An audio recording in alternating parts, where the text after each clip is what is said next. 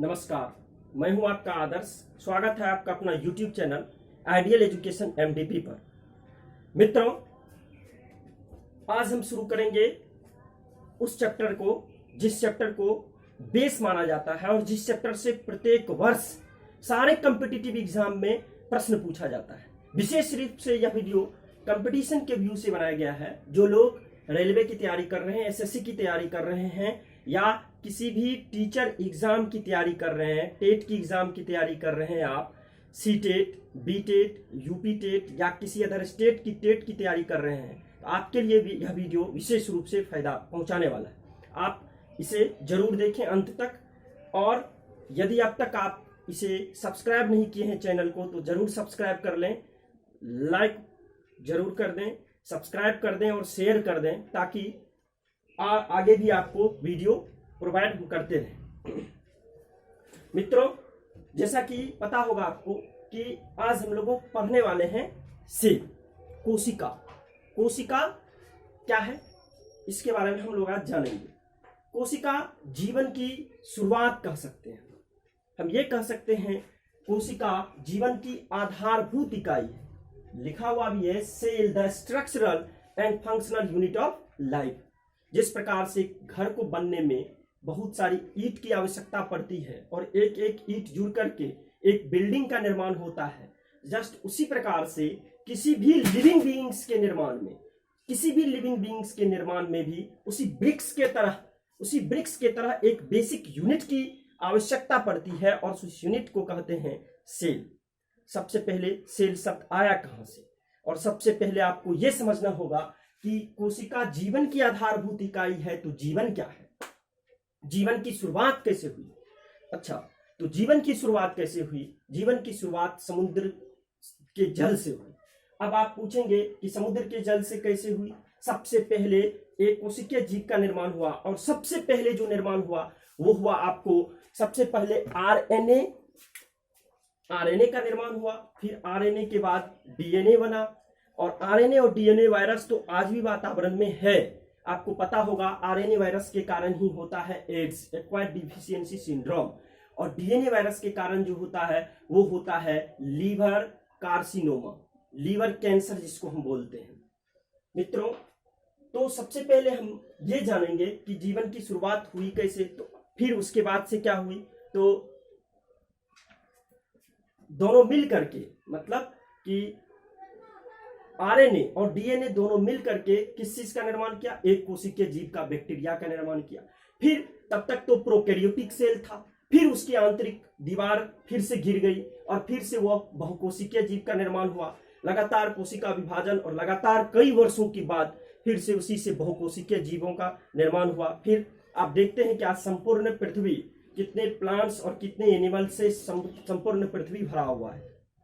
मित्रों, जीवन की शुरुआत ये थी।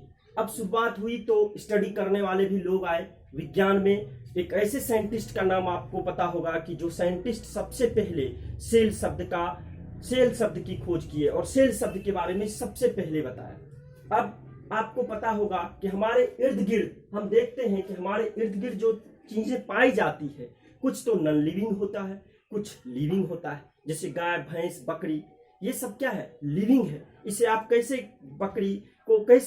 गाय, भैंस, बकरी को कैसे आप टेबल, बेंच, डेस्क इत्यादि से आप अलग करते हैं?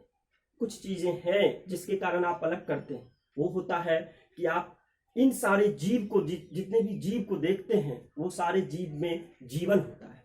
और जीवन जो है सो वो क्या है? जीवन की जो शुरुआत होती है वह किससे होती है? तो जीवन की शुरुआत कोशिका से होती है। अब जीवन, मैंने बताया आपको कि उसमें कोई ऐसी प्रक्रिया तो होती होगी जिस कारण से वो जीवन है। तो हाँ, उसमें प्रक्रिया होती है।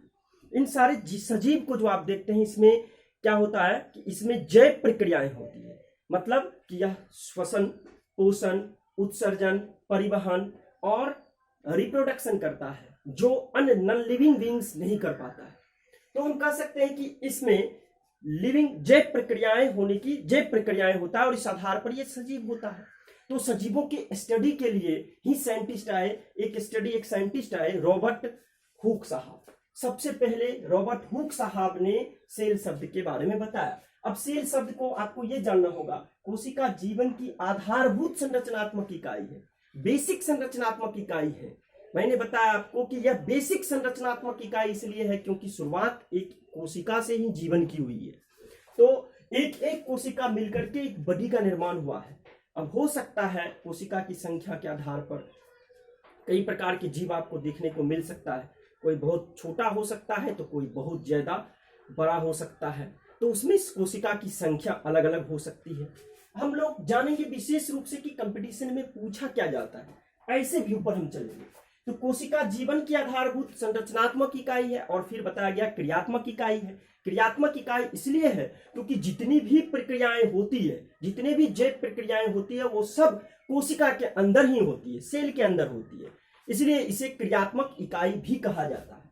अब बात आता है कि इसकी उत्पत्ति कहां से हुई, तो आपको एक बात दिमाग में रखना है, परीक्षा में भी पूछा जाता है, सेल शब्द की उत्पत्ति कहां से हुई। तो सेल शब्द की उत्पत्ति लैटिन भाषा के शब्द से, कहां से हुई, लैटिन भाषा के शब्द से हुई, जिसका अर्थ होता है सेलुला, जिसका अर्थ होता है सेलुला, और जिसका अर्थ होता है छोटा कमरा, स्मॉल रूम, स्मॉल रूम।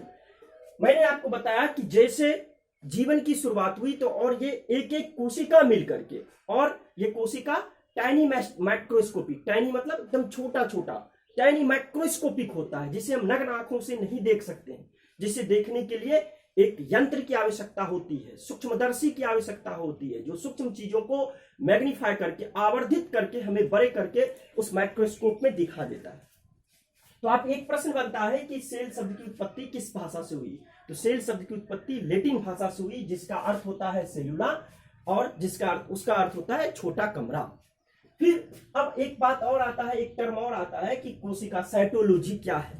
जाहिर सी बात है कि साइटोलॉजी में किसका अध्ययन किया जाएगा, सेल का अध्ययन किया जाएगा। यानी कोशिका विज्ञान, विज्ञान की वह शाखा है जिसमें हम कोशिकाओं की रचना के साथ उसके सभी घटकों के कार्य, जीव रसायन एवं अनुवांशिकी यानी जेनेटिक्स का अध्ययन करते हैं।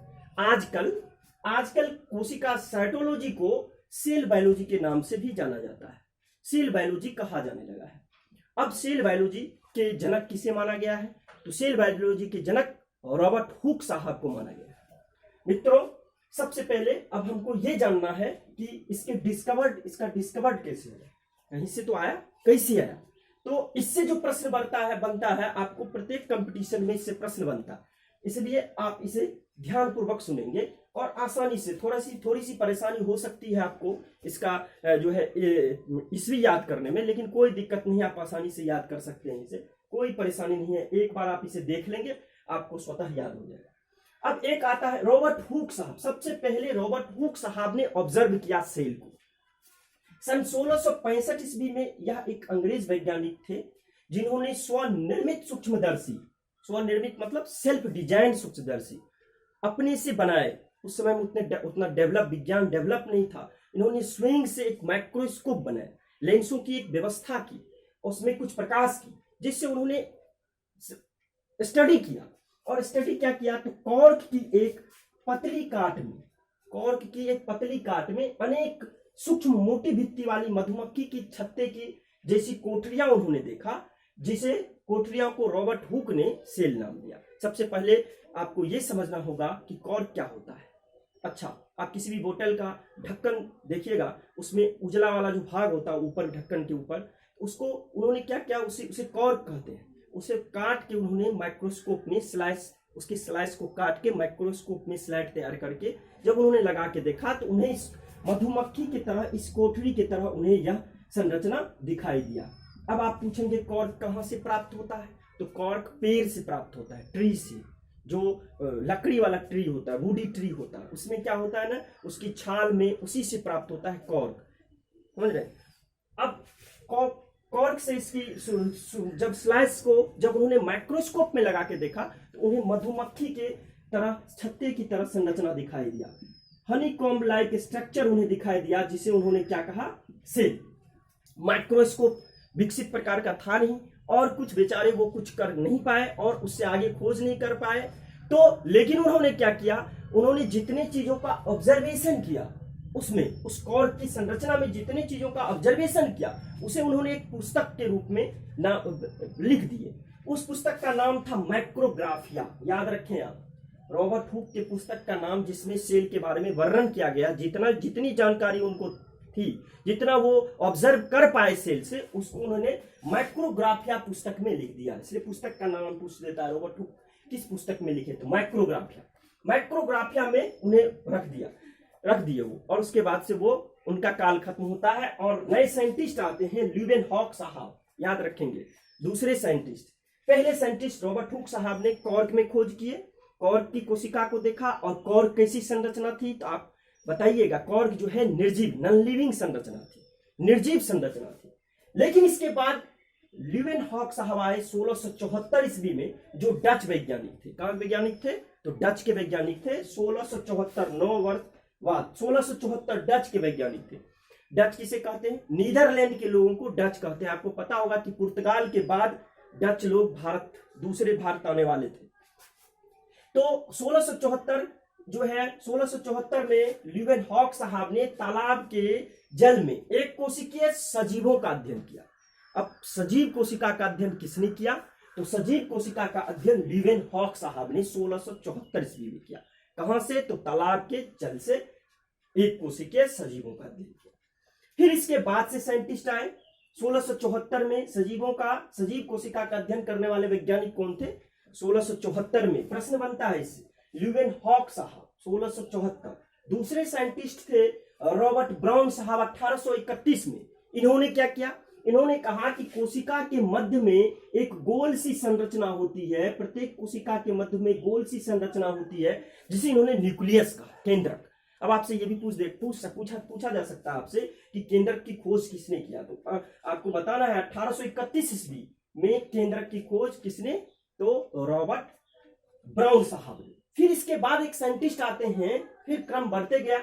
एक और साइंटिस्ट आते हैं पुरकिंजे साहब, J.E. पुरकिंजे साहब। इन्होंने 1839 में जीव द्रव के बारे में बताया, प्रोटोप्लाज्म के बारे में बताया कि जीव में, सेल में क्या होता है ना, कि द्रव पाए जाते हैं, जिस द्रव को प्रोटोप्लाज्म कहते हैं, जो जीवित रखता है।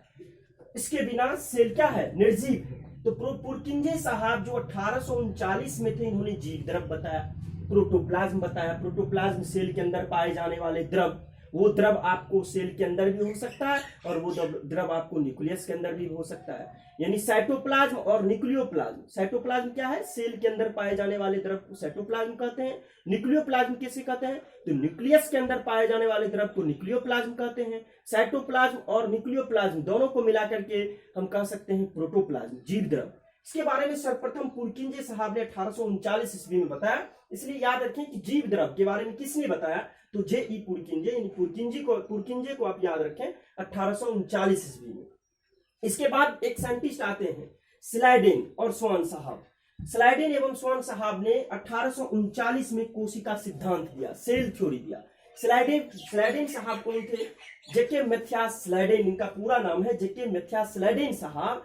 और ये 1838 ईस्वी में इन्होंने बताया, ये एक बॉटनिस्ट थे, इन्होंने बताया कि जितने भी प्लांट्स हैं, उन सारे प्लांट्स के शरीर का निर्माण जो है कोशिकाओं से हुआ है।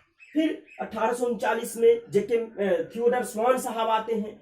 1839 में जर्मन साइंटिस्ट हैं। 1839 में, और दोनों मिलकर स्वान साहब ने क्या बताया कि जितने भी एनिमल हैं, जितने भी जंतु हैं, ये जूलॉजिस्ट थे, जितने भी जंतु हैं, उन सारे जंतुओं का शरीर जो है वो किस चीज से मिलकर बना है? तो कोशिकाओं से मिलकर बना है। फिर स्लाइडेन एवं स्वान साहब ने मिलकर के एकमत होकर के कोशिका सिद्धांत दिए। याद रखिएगा, कोशिका सिद्धांत के प्रतिपादक कौन थे? तो स्लाइडेन एवं स्वान साहब। कितने ईस्वी में? तो 1839 ईस्वी में। इसके बाद एक और साइंटिस्ट आए, आर वीरचो साहब। इन्होंने उसमें कोशिका सिद्धांत में एक सुधार किए। इन्होंने बताया कि नई कोशिका का निर्माण जो है पूर्व से मौजूद कोशिकाओं से ही होता है। थियोडर स्वान साहब, आर वीरचो साहब 1855 में, ये भी जर्मन साइंटिस्ट थे, संजोग इत्तेफाक देखिए। इसके बाद से साइंटिस्ट आर वीरचो साहब ने मदद की। इन्होंने क्या बताया कि नई कोशिका का निर्माण पहले से मौजूद कोशिका से होता है। फिर इसके बाद से साइंटिस्ट आते हैं हेकेल साहब 1866 ईस्वी में। इन्होंने बताया कि केंद्रक के भीतर अनुवांशिकी लक्षण का संग्रह होता है। अनुवांशिकी, जेनेटिक संबंधी जो लक्षण होते हैं वो न्यूक्लियस के अंदर ही मौजूद होते हैं, चाहे वो जीन हो, चाहे वो क्रोमोसोम के रूप में हो, चाहे वो डीएनए के रूप में हो। जेनेटिक मटेरियल्स क्या है आपसे पूछे, अनुवांशिक पदार्थ, तो जीन, डीएनए और क्रोमोसोम को जेनेटिक पदार्थ कहा जाता है, जेनेटिक मटेरियल्स कहा जाता है। 1866 में फिर इसके बाद से एक साइंटिस्ट को आप याद रखेंगे, स्टार्स बर्गर, 1884 ईस्वी में इन्होंने बताया कि केंद्रक लक्षणों की वंशागति में भाग लेता है, वंशागति में भाग लेता है, एक पीढ़ी से दूसरे पीढ़ियों में गुंज हो जाता है। वंशागति में भाग कौन लेता है, तो न्यूक्लियस, चूंकि न्यूक्लियस के अंदर ही अनुवांशिक पदार्थ होता है, जेनेटिक मटेरियल्स होता है, जो एक पीढ़ी से दूसरे पीढ़ी में जाता है और हमारे लक्षण दिखता है। दूसरे साइंटिस्ट, इसके बाद साइंटिस्ट थे अल्टमैन साहब, इनको भी आप ना भूले। अल्टमैन साहब माइटोकॉन्ड्रिया के बारे में बताने वाले साइंटिस्ट थे। सन कितनी ईस्वी में, तो 1890 ईस्वी में इन्होंने माइटोकॉन्ड्रिया को माइटोकॉन्ड्रिया नहीं कहा था, इन्होंने माइटोकॉन्ड्रिया को क्या कहा था, इन्होंने बायोब्लास्ट कहा था। क्या कहा था, बायोब्लास्ट। प्लांट सेल में इन्होंने माइटोकॉन्ड्रिया को बायोब्लास्ट कहा था। फिर इसके बाद से सी बेंडा साइंटिस्ट आते हैं, सी बेंडा साहब आते हैं 1898 में, याद रखेंगे आप। सी बेंडा और अल्टमैन दोनों मिलकर के माइटोकॉन्ड्रिया का नामकरण किए। माइटोकॉन्ड्रिया जिस पता होगा, सेल का power house of the cell mitochondria को कहा जाता है, क्योंकि एटीपी के रूप में ऊर्जा वहां जमा रहता है, मौजूद रहता है। तो अब इसके बारे में भी विस्तार से बताएंगे जब फिर और नए वीडियो के साथ आएंगे, तो उसमें हम फिर और भी ऑब्जेक्टिव्स उसमें तैयार कर लेंगे। कैमिलो गोल्जी साहब, इसके बाद आप जान ले माइटोकॉन्ड्रिया की खोज तो अल्टमैन और सी बेंडा मिलकर के किए थे। उसके बाद से कैमिलो गोल्जी के बारे में, कैमिलो गोल्जी साहब 1898 ईस्वी में आए, 1898 में, 1898 में कैमिलो गोल्जी साहब आए, जिन्होंने गोल्जी कॉम्प्लेक्स के बारे में बताया। गोल्जी कॉम्प्लेक्स क्या होता है, सेल सिक्रीशन का कार्य करता है। गोल्जी कॉम्प्लेक्स जो है सो उन्होंने आउल की तंत्रिका कोशिका में गोल्जी कॉम्प्लेक्स को देखा और 1898 में कैमिलो गोल्जी साहब ने गोल्जी कॉम्प्लेक्स की खोज की। उसके बाद से एक साइंटिस्ट आते हैं जोहानसेन, याद रखें। जोहानसेन ने यह बताया कि पीढ़ी दर पीढ़ी गुण जो है, पीढ़ी दर पीढ़ी, वन जनरेशन से अनदर जनरेशन में जो जाता है, एक जनरेशन से दूसरे जनरेशन में जो गुण जाता है वो जीन द्वारा ढोए जाते हैं। जीन तो आपको पहले से पता है कि जीन अनुवांशिकी पदार्थ है। कितने अनुवांशिकी पदार्थ है, 3, जीन, डीएनए और क्रोमोसोम, ये तीनों अनुवांशिकी पदार्थ है। तो जोहानसेन ने बताया कि पीढ़ी दर पीढ़ी जो गुण है वो जीन द्वारा ढोए जाते हैं। फिर इसके बाद से साइंटिस्ट आते हैं क्रिश्चियन डी डुबे साहब, सी डी डुबे, ये 1958 ईस्वी में आते हैं। सी डी डुबे यानी क्रिश्चियन डी डुबे, इन्होंने क्या बताया, इन्होंने बताया लाइसोसोम, इन्होंने लाइसोसोम के बारे में बताया। लाइसोसोम के बारे में खोजने वाले साइंटिस्ट थे आपको डी डुबे साहब, जिन्होंने चूहे के यकृत कोशिका में, रैट के लीवर में इन्होंने लाइसोसोम को खोजा। लाइसोसोम क्या है, आपको पता है कि लाइसोसोम जो है, लाइसोसोम को किस नाम से जाना जाता है, तो कोशिका की आत्महत्या की थैली के नाम से भी जाना जाता है। ये भी याद रखिए आप, लाइसोसोम को कोशिका की आत्महत्या की थैली के नाम से जाना जाता है। क्यों, क्योंकि इसमें ऊर्जा जो है वो, इसमें जो है सो आपको डाइजेस्टिव एंजाइम्स पाए जाते हैं, 24 प्रकार के डाइजेस्टिव एंजाइम्स पाए जाते हैं लाइसोसोम में। और यह क्या होता है, कभी कभी क्या होता है, किसी कारणवश यदि फट जाता है तो इसके अंदर से जितने भी डाइजेस्टिव एंजाइम्स हैं वो बाहर निकल के अपने ही ऑर्गेनल्स को पचा डालता है, इसलिए इसे कहा जाता है सेल का, क्या कहा जाता है, आत्महत्या की थैली कहा जाता है। चलिए आप ये भी याद रखें, लाइसोसोम को सेल की आत्महत्या की थैली कहा जाता है। फिर एक साइंटिस्ट आते हैं वाटसन एवं क्रिक साहब, जिन्होंने डीएनए के डबल हेलिकल्स के बारे में बताया। डबल हेलिकल्स संरचना के बारे में 1953 ईस्वी में बताते हैं और 1986 ईस्वी में इन्हें नोबेल पुरस्कार से, दोनों को साइंटिस्ट को सम्मिलित रूप से नोबेल पुरस्कार से भी नवाजा जाता है। आप जान लें कि वाटसन एवं क्रिक साहब जो थे उन्होंने डीएनए के डबल हेलिकल्स संरचना के बारे में सर्वप्रथम बताए। उसके बाद से साइंटिस्ट आए, अच्छा इससे पहले नोबेल एवं रस्का, ये सब कब हुआ, जब नोबेल एवं रस्का साहब 1933 में, नोबेल एवं रस्का साहब जब 1933 में इलेक्ट्रॉन माइक्रोस्कोप की खोज की, नोबेल एवं रस्का साहब 1933 में इलेक्ट्रॉन माइक्रोस्कोप की खोज की और इन्हें नोबेल पुरस्कार से सम्मानित किया गया था। वाटसन एवं क्रिक साहब ने 1953 में, एक बात आप याद रखें, वाटसन एवं क्रिक साहब 1953 ईस्वी में डीएनए के डबल हेलिकल संरचना के बारे में सबसे पहले बताया और नोबेल एवं रस्का साहब 1933 ईस्वी में इलेक्ट्रॉन माइक्रोस्कोप के बारे में बताया। इन दोनों साइंटिस्ट को नोबेल पुरस्कार से नवाजा गया। अब आपको ये, आई होप कि ये वीडियो आपको पसंद आया होगा। आगे भी हम इस तरह से वीडियो बनाएंगे जो आपके कंपटीशन के लिए व्यू से बनाया जाएगा। और आप अब तक यदि इस चैनल को सब्सक्राइब नहीं किए हैं तो जरूर सब्सक्राइब कर लें। यदि आप कंपटीशन की तैयारी कर रहे हैं, किसी भी टीचिंग एग्जाम की तैयारी कर रहे हैं, तो निश्चित रूप से ये आपको फायदा पहुंचाने वाला है। आप इसे लाइक करें, शेयर करें, और अगले मिलते हैं अगले वीडियो में। धन्यवाद। नए वीडियो के साथ आएंगे।